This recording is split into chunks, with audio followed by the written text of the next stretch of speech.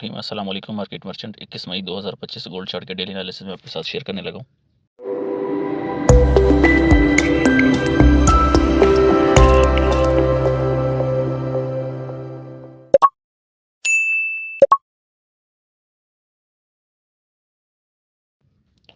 अच्छा मेंबर्स, 2 दिन मैं अवेलेबल नहीं था, आपके साथ एनालिसिस शेयर नहीं की, कुछ ज़ाती मसरूफियात की वजह से भी और तबीयत की नासाजी की वजह से भी।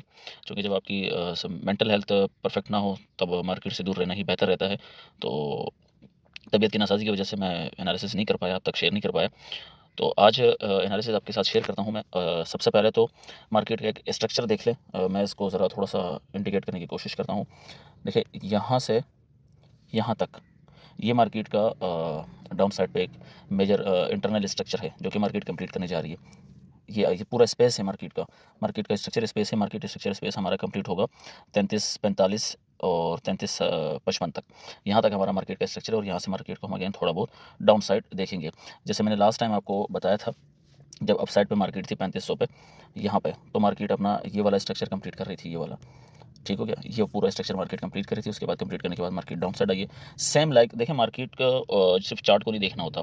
चार्ट पे कोई भी देख के वो आपको बता सकता है कि चार्ट पे क्या हो रहा है क्या नहीं हो रहा। चार्ट को प्रेडिक्ट करना कोई इतनी बड़ी बात नहीं है, ना कोई मुश्किल है। लेकिन असल ये चीज़ देखनी है कि मार्केट के इनसाइड्स क्या होते हैं, मार्केट में हो क्या रहा है, मार्केट के बैक साइड पे क्या चीज़ें हो रही है, वो ज़्यादा ज़रूरी होती हैं और उन्हीं चीज़ों पर ही मार्केट चलती हैं ज़्यादा। तो इसलिए हम मार्केट के हमने पहले स्ट्रक्चर को देखा। अब हम बात कर लेते हैं कि हमारे पास मार्केट में डेटा क्या है, क्या हमारे पास ऑर्डर ब्लॉक है, कहाँ हमारे पास डिमांड्स हैं, कहाँ हमारे पास सप्लाई है, कहाँ हमारे पास एफईजीज रखे हुए हैं, कहाँ हमारे पास वॉल्यूम है, कहाँ हमारे पास दूसरी चीज़ें हैं। तो इन सबको आज हम दोबारा देख लेते हैं और आज की अपनी मार्केट को प्रेडिक्ट कर लेते हैं कि हमारी मार्केट आज कहाँ रहेगी और हमें ट्रेड किस साइड पर मिलेंगी। अच्छा, सबसे पहले तो एक ही एफईजी मैंने मार्क किया है जो आपको बिल्कुल सामने नज़र आ रहा है।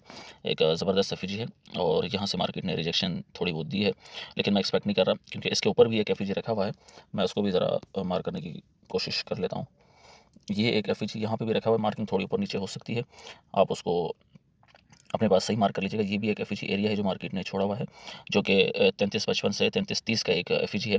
यहाँ से मैं मार्केट को प्रॉपरली रिटर्न होकर देखा कि यहाँ से हमें अल्हम्दुलिल्लाह सेल साइड पे तकरीबन 200 पिप्स के करीब या इससे ज़्यादा भी मिल सकते हैं। उसकी वजह ये है कि उसी के पास ही एक बेरिश ऑर्डर ब्लॉक भी है, वो भी मैं आपको बता देता हूँ। यहाँ पे हमारे पास एक बेरिश ऑर्डर ब्लॉक भी रखा हुआ है, इसकी भी आप मार्किंग देख लें।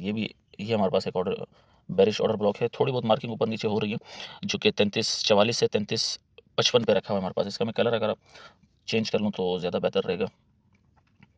ये हमारे पास बेरिश ऑर्डर ब्लॉक रखा हुआ है। अच्छा, उसी के बाद टू द वेरी नेक्स्ट हमारे पास सप्लाई जोन भी है यहाँ पे, उसको भी मैं मार्क कर लेता हूँ, वो भी आपके सामने शेयर हो जाएगा। यहाँ पे हमारे पास एक सप्लाई जोन भी रखा हुआ है, इसका भी मैं कलर चेंज कर देता हूँ। अच्छा, सप्लाई ज़ोन हमारे पास जो मार्केट का आ रहा है, वो कौन से एरिया पे आ रहा है, वो आ रहा है हमारे पास 33-68 से 33-55 तक। यानी कि 33-68, 33-55 ये हमारे पास सप्लाई ज़ोन है। उसके नीचे एक डिमांड है, फिर एक एफईजी है, देन अगेन एक एफईजी हमने ऑलरेडी मार्क किया हुआ है। यहाँ तक मैं मार्केट को एक्सपेक्ट कर रहा हूँ। अच्छा, मैंने आपको बता दिया कि ये जो एफईजी है, जो डिमांड जोन के बिल्कुल वेरी नेक्स्ट नीचे एक डाउन साइड पे एफईजी जो 33-55 और 33-30 का एक एरिया है, यहाँ से हम अपनी एक सेल साइड की अच्छी हमारी एंट्री मिल सकती है हमें। उससे पहले भी यहाँ पे भी हमें एंट्री मिल जाएगी, जो कि ये एक बड़ा एफईजी है इस एरिया पे भी, जो हमारे पास 33-25 ऑलरेडी तकरीबन 33-25 से 33-90 तक, 32-90 तक, 32-90 और से 33-25 तक का हमारे पास एक एफईजी है।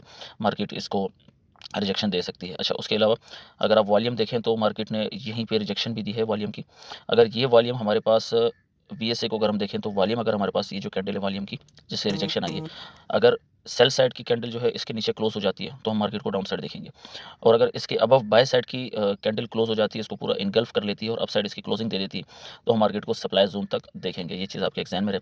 अच्छा, अप साइड मैं अभी थोड़ा मार्केट को अगेन अप साइड एक्सपेक्ट कर रहा हूँ। अप साइड अगेन 3400 का एरिया जो है मुझे फिर नज़र आ रहा है, क्योंकि यूएस की मार्केट का जो डेटा है, मैंने आपके साथ लास्ट टाइम भी काफ़ी डिटेल में डेटा शेयर किया था, और यूएस के इन्फ्लेशंस के हवाले से कोर सीपीआई का डेटा था, वो भी आपके सामने था।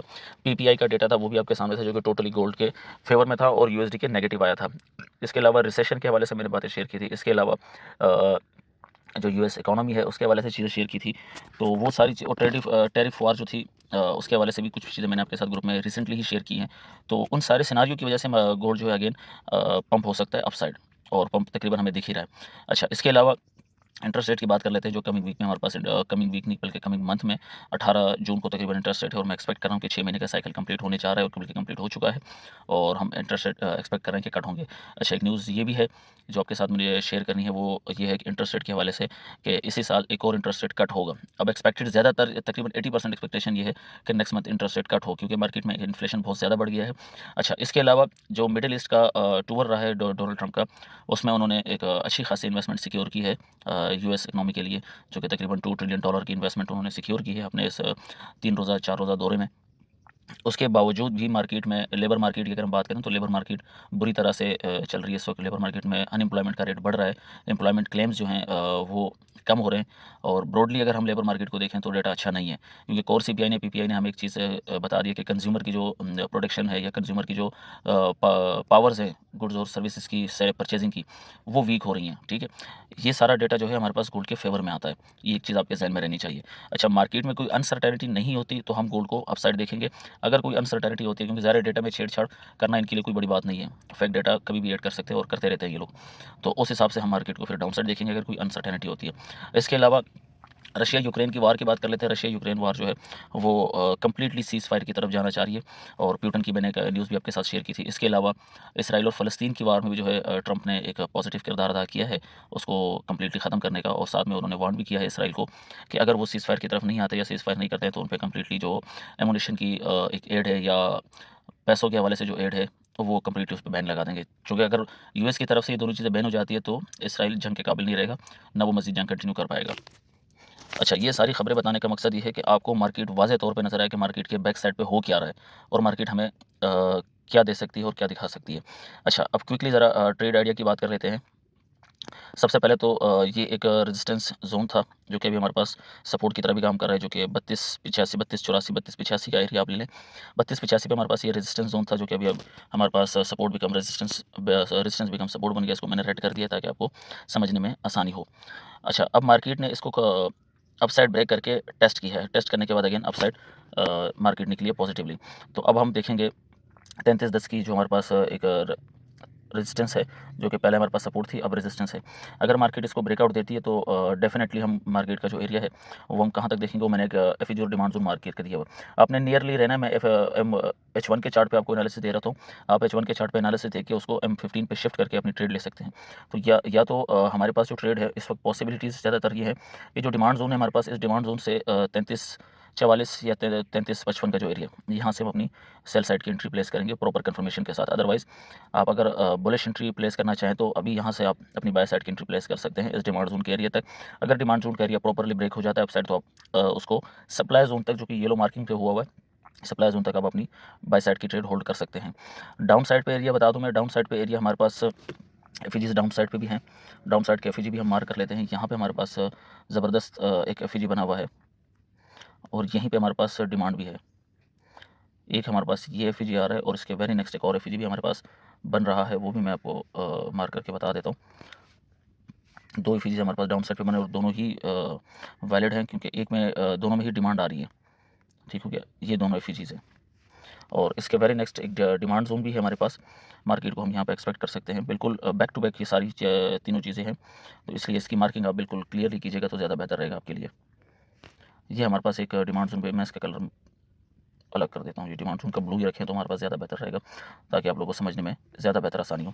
अच्छा, यहाँ तक मैं मार्केट को एक्सपेक्ट कर रहा हूँ, और यही हमारा फिबोनाची का गोल्डन जोन भी है। ये जो एफईजी और डिमांड जोन के बीच का जो एरिया, ये हमारा फिबोनाची का गोल्डन जोन भी है। यहाँ से मार्केट अगेन टैप करके हमारे अप साइड पे हम मूव ले सकते हैं अपने स्ट्रक्चर को कंप्लीट करने के लिए। तो डाउन साइड का एरिया 3250 तक का अगेन मुझे नज़र आ रहा है। अगर 3250 अगेन ब्रेक होता है तो हमारे पास नेक्स्ट जो एरिया है वो हम देखेंगे तकरीबन 3180 तक।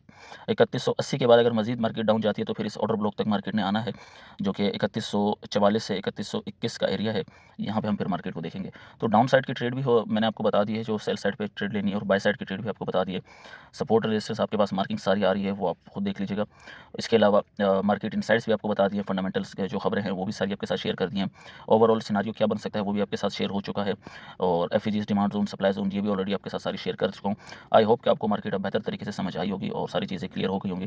तो मज़ीद कोई स्ट्रक्चर्स बनते हैं या कुछ ट्रेड्स आती हैं तो इंशाल्लाह वो भी आपके साथ ग्रुप में शेयर कर दी जाएंगी। तब तक के लिए मुझे इजाज़त दीजिए। अल्लाह हाफ़िज़।